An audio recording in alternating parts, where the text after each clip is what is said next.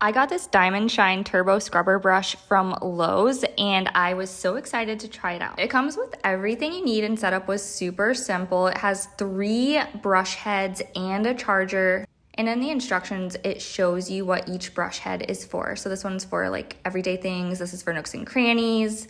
And also the charger has a light on it, which makes me feel like it's like, you know, higher quality. I've ordered other brushes like these, like off of Amazon. They cost a little bit less and they didn't really work as well as I hoped. So I wasn't sure what to expect with this one, but I heard some good things. So I figured why not give it a shot. So first things first, I sprayed the tub and then I sprayed it with some like cleaner and also dish soap. This scrub brush amazed me. Look at that. It got hair out of the drain. That is so much easier than having to like dig in there. And once I was done scrubbing it, I just sprayed it off. And then I figured out I can even clean like the doors and baseboards, shower heads, the walls, everything. And I also like that if you push too hard, it stops working so that you don't do any damage to it.